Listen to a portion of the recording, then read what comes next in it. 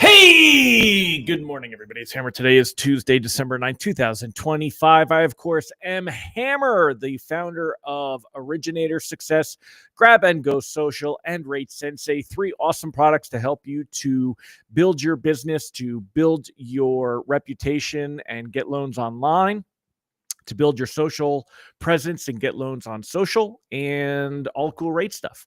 Remember, you can join me live each and every weekday morning, 9:30 a.m. Eastern time on Facebook and YouTube as we get out there and share with you what's going on in the markets. If you're here this morning, say good morning. If you're watching on the replay, do me a favor, give me a hashtag replay in the comments. If you'd like to join us live, remember you can get a reminder so you don't miss us. Sign up at hmmr.io/reminder. We'll send out a text message as I'm going live. I'll send you that out. You can also sign up using this cool QR code over here. If you're on your phone now, take a screenshot, go back to your photos, press and hold that little doohickey, and it'll bring up the link for you. Also, while you're signing up for things, make sure you're signed up for our daily email. We do send out an email each and every weekday morning. It comes from hammer@ratesensei.com. So if you sign up and you don't see it, make sure you've checked your email for hammer@ratesensei.com. You can sign up at ratelockadvice.com or use the QR code. Also, as we're talking about rates, you should check out our text alerts, www.ratetextalerts.com, where we send out a morning and afternoon text message and then alerts when there's a lot of risk of reprices. So if you're here this morning, say good morning. Let's go ahead and say hi to all the live folks here this morning. Got a question of the day for you also, by the way. The question of the day: what happened at a bar called O'Malley's? What happened at the bar called O'Malley's? And if you need a hint, it was a plan. What was planned at the bar called O'Malley's? Let me know in the comments if that rings a bell, if you recognize it, if that rings a bell for you. Curious about that. So let's go ahead and say hi to all the live folks here, all of my friends. I have to get started when I pull on. I clicked the wrong one. There you go. Let's go ahead and say hi to the live folks. We've got Megan Bissell. Good morning. Eric McDonald. Good to see you. Rob Stewart. Happy Taco Tuesday. Mallory Fotiatis. Good morning. Deb Dickinson, great to have you here. Nicole Semerad, Michael Scott Love, great to have you. Yasmin Martin, good to see you. Amy Blauser and Zane, what's up? Going on? How's school? How's life? We've got Brandy Brickler. Zane, you're going to have to ask your mom about the bar called O'Malley's because I don't think you'll know this one, but see if she does. Rob Smith, good morning, sir. So y'all tell me in the comments if you guys recognize what happened at the bar called O'Malley's. What was planned? Randy Teakle, good morning and giddy up, sir. All right, so let's go ahead and get started, jump into the good stuff, and we'll come back and answer the question of the day. So here you are. Taking a look here, we will start off with a quick recap of what happened yesterday. Yesterday, you could see here, we had a little bit of volatility early for mortgage bonds. As we came out with pricing right about here, they dropped. Dropping is bad. That means rate sheets were worse. And actually, if we go ahead and take a look, you will see that rate sheets were indeed worse. We went from about 6.25 jumping up to about 6 1/8. This is, I got to tell you, this is a little bit of an overreaction if that's what we're finding on rate sheets based on how much movement we saw in bonds. Because when we take a look here, we went from 101.28 down to about 101.03. So you're down about 25 basis points. But when you look here, we were at 101.13 the day before, down to 101.03. You're only down about 10 basis points here. So if you saw that much of a move, it shows that lenders, we crept up 1/8 of a point between, here and here. That would make sense to me, but that jump right here is a little bit extreme. But I mean, that's, sometimes how it happens. So, but like I said, bonds did have early losses yesterday. The good news is they did settle down after 10 a.m. So you could see here things were a little more flat and flattened out. Basically ended the day about the same as when pricing came out right about here. So that sets us up for today to, kind of rate sheets will react to whatever movement we see this morning. Now, this morning, we're down about 5 basis points on the morning. So, you would, in theory, rate sheets are going to be a little bit worse, but it's 9:37. JOLTS data comes out at 10 a.m. So depending on how and if we get a reaction to the JOLTS data, you could see a little bit of a recovery or a little bit of a loss. So, y'all, you need to tell me. Nobody has told me what happened at the bar called O'Malley's. There was a plan. Don't you guys remember the Pina Colada song? At a bar called O'Malley's, where we'll plan our escape. Come on.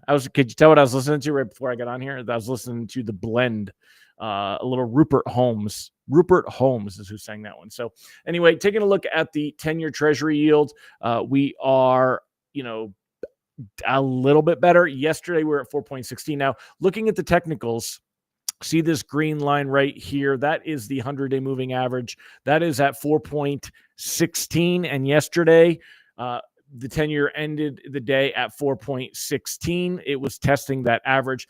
It's pulled back a little bit from there today, which is kind of what I'd expect. But the technicals are going to take a back seat starting tomorrow when we get the Fed meeting. So as far as mortgage-backed securities, they're a little less rosy this morning. Yesterday, they were testing that 50 and 25-day moving average support levels here. They did end the day right about at those levels. Today, though, down a little bit worse than that this morning. So, Nicole Samurai, I can't believe you didn't get that one. Sometimes it's just context. I should have hummed the tune. Tim Klyla, good morning. Krista Reeser, Kim Mason. Baseball season, dude. You play baseball? What position do you play? I am not a big baseball person, more of a football guy, but that's very cool. All right. So as we keep going, let's take a look here and see what we've got next. Let's go on to today's calendar. So as far as what kind of movement we could see today, we've got the ADP Weekly Pulse came out at 8:15 this morning with a little bit more jobs created. Now, that's a new report. I wanted to go over that one because it's kind of a little confusing. Actually, let me see if I can zoom in on this a little bit so we can read it a little better. All right. So basically, this was, what they came out with back in October. ADP came out with their announcement that they were coming out with the new weekly labor market pulse. And they talk about how they've got their monthly, the monthly data, the monthly number of jobs created. But they were talking that there's a need for, something a little more timely. So this newer one, the NER Pulse, the mission of the ADP research is to make work more productive through data-driven discovery. And let's go back and see where it is. So we're going to continue to publish the National Employment Report each month. This report is built on a reference week, includes the 12th day of the month, typically publishes the first Wednesday of the month. So that's the one we're used to seeing. And then now we're going to get the new one. 3 times a month, Main Street Macro will release preliminary estimates. So this is a new weekly report that we've been seeing. And I haven't really talked about it. I'm not seeing a lot of reaction to it, but it is there with preliminary estimates of the week over week change in employment based on a 4-week moving average. So this is kind of the key. So it's a 4-week moving average, and it's what's the week over week change with a 4-week moving average. These releases will have a 2-week lag time. So the data is old, but it's only a couple weeks old. So basically you're looking at about 6 weeks because you got a 4-week average and a 2-week lag time to allow for more complete and accurate estimates of real-time employment trends. So, and that data this morning, it came in higher. So there were more jobs created this week. So just one of those small things, but we are seeing, we get the JOLTS, the job opening labor turnover survey data. That's coming out at 10 a.m. Remember, this JOLTS data, this report, this one is going to have a little bit of a unique spin to it because it skips the September and it goes into the October data. So it goes, and we know there was less collected through that time. So there's no November data on this one yet. This is still October data coming all the way out in December. So markets might not have a strong reaction to this because It's old data. We also know that the Fed not going to change on anything. Reprice risk on the day is low. It's not likely that we have to worry too much today. Bonds shouldn't be too active. Starting out the day a little bit worse than what we want to see. That's not a positive thing here. Again, we're down about 5 basis points, but unlikely that we see a big sell-off. Unlikely that you see any risk of repricing today. As far as the Fed outlook goes, the Fed meeting starts today. The big action tomorrow. We've already got some articles going on there. If we take a look, though, at potential Fed activity, again, this is going to be the December meeting. Right now, we are at 3.75. Markets are expecting, oh, look at that. Look at that. Wow, what a change. Oh, there we go. Okay, that's why. I was going to say, what, that was different. All right, so markets are expecting a 25 basis point cut. 90% expectation. So it's basically fully priced in, already priced into mortgage rates, already priced into the markets. There was an interesting article about how we could see more of a reaction, wild stock trading after the Fed decision. I don't know that I agree with this one as much, but they're saying we could see more movement based on the volatility around the decision and what's going to come next. Now, the other big deal, though, that you're going to start hearing a lot of is we always talk about the aviary when we talk about the Fed. We talk about all the birds, right? So we've got doves, we've got hawks. Sometimes you have black swan events, and now we've got one more bird. That is the lame duck. So we have the lame duck. And that is, I think, what you're going to see kind of a focus on. The question is, will the Fed move again before Powell is out? So Powell's got 3 meetings here, January, March, and April. And then this April meeting is literally days before his position is over and someone will take over. The new nominee will take over in May. And right now, that new person is suspected to be Hassett. We will see. But by the time we get to this June meeting, that's when you will have a new Fed chair. Now, remember, the Fed chair does not make this decision on their own. This is part of a committee, and that's where tomorrow's meeting is going to be a little bit kind of chaotic as well. We're going to get the dot plot. So every quarter we get a dot plot. That's all 19 Fed members putting out there what they think rates will be at a year from now, 2 years from now, 3 years from now, and beyond, right? So the expectation is that we're going to see that dot plot be all over the board. An unusually divided Fed expected to deliver a rate cut. So that's kind of what we're here. Despite unease among voters, Fed Chair Jerome Powell appears set to lower interest rates again and signal a higher bar to further easing. And I think that's really the message that we're going to get. I don't think tomorrow's Fed meeting is going to be good for mortgage rates. I don't think we're going to see them go lower. I think we could see similar behavior to what we've seen in the last couple of meetings where they go higher. Based on that, though, it's tough to imagine that rates will move much lower, but I do think they will continue to stay kind of where we've grown used to seeing them in that, low 6 range for conventional conforming, a quarter to a half a point better for govies. If you take a look here, right now we're creeping, up a little bit, but we're still, look at these numbers. I mean, you're talking everything below 6 3/8 for everything being locked in. This is optimal blue. It doesn't show if there's any points being used on these. So keep that in mind. But, we did have a little bit of a lower area here before the meeting last time. Another one, we hit a little low area here. Before the Fed meetings, but it's not likely, when we looked at these different Fed meetings, we had the October meeting, 28th to the 29th, and the September meeting, the 16th to the 17th. When we go back and take a look at optimal blue and see where does that stand, you've got the 28th, 29th, we had that low point here, 16th, 17th, we had that low point here. When you look at Mortgage News Daily, rate sheets look to have been even a little bit friendlier for that time frame. Let's go ahead and tighten this up. All right, so if we take a look here, there was that area right before the Fed meeting, Notice that we are much higher this time. We're not seeing that trend that we saw before the last previous Fed meetings where things were coming down and dipping down. We haven't seen that yet. We're likely to see at least a little bit of improvement today and some improvement tomorrow, but this could be a precursor of what's going to happen from here.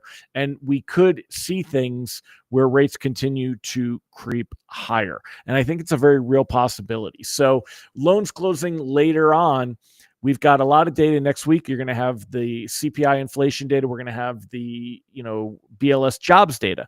But if markets are not expecting the Fed to make any moves off that, how much of that data is going to react in the bond market? So it may be we're cautiously floating. I got a dirty mouse. We're cautiously floating into the Fed meeting, but it may be, I definitely would have my finger on the lock button for many loans tomorrow. And anybody that's really risk averse, we could go ahead and talk about being locked in before then. So keep that in mind. Randy said, what was yesterday's impetus for, rates rising? I don't think there's a clear reason why rates went up a little bit, Randy, yesterday.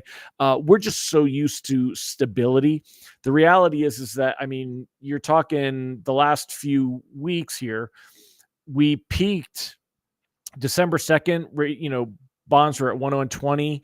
December 3rd, they were at 101.28. So in the last week or so, we've dropped down 25 basis points in price in bonds. And you're seeing that as about an eighth of a point in rates. But there's no real impetus to this. It's just, people coming to the same position as what I've shared, which is the Fed's already likely taken the last action we're going to see for a while. And we're not likely to see Powell push for rate cuts unless we see really weak jobs data, really, a slowdown in inflation. This is probably it for a while. There's also, you could argue about the money that's been spent on AI, where the stocks are at, all that kind of stuff, playing a bit of a role in there. But there's no huge thing on there. Tom Stafford said, assuming we float into it, what time to lock if things change, but thoughts on longer disregard? That's actually, I'll answer it again because it's a great question. So assuming we float in to the meeting, right? Anything closing near term, I would absolutely lock at the first sign of trouble. So I don't think we're going to see anything negative happen when we get the actual Fed minutes, because I think everything's going to be on track. We already know that the different Fed members are all over the board. So the dot plot is going to be all over the board, right? So, that dot plot is basically anonymous reference points of where people think things are going to be. So markets expect that to be all over the board because they know that the Fed members are all over the board. We're going to expect that quarter point rate cut. The question becomes, what happens next? I think Powell signals that now that we're getting data, we need to catch up on the data. I think that's going to be one of the things he talks about tomorrow. We need to catch up on the data. We need to see more pattern in the data. He has something to hide behind with not being able to look at the past reports because of the government shutdown and not being able to get that data to have things. And I think that's kind of where things are going to be and where they're at. So anything that is risk averse, when it comes to locking loans with a longer term, the question is just how much more are you paying for the lock window? In January, I wouldn't worry that loans closing in January are going to see rates significantly higher than where we're at, but this could be the best of what we're seeing. And I've talked about that before. We're close to capping out. We may be, this 6.2, 6.20. The only time we saw better was 6.13 for 5 minutes before the last Fed meeting. This would probably 6.25-ish is probably, on using mortgages as a reference point. These are probably our base rates and our best rates. I think if the Fed meeting doesn't go well for us tomorrow, we could go back up to 6.5, but I don't think we'll go any higher than that. So if you lock in before we see that movement, then you could lock everything, anything that's closing within the next 60 days. Again, depending on how much it's going to cost you to get that 60-day lock, but it may be worth it. If we don't see the jump tomorrow, then we can continue to float. And I think the most movement will come, as it always does, during Powell's press conference. So that's kind of where I was going before, is all that other movement that's going to happen, not going to be a big deal. It'll be the press conference at about 3:15 Eastern time, after the prepared comments, maybe when he starts answering a couple questions, that we'll see the most movement. So hope that helps. Good morning, Mahan. Great to see you. Gay Veal, great to have you here. Will Patterson, good morning. Venkat Malapati, good morning. So I think I answered everybody's questions. Hopefully that's there. Join me tomorrow. We'll go a little bit deeper into what the markets are prepared for the Fed. We'll see if we get any move in bonds today. I don't think we will. I think things will improve a little bit heading into tomorrow. Rate sheet should be okay.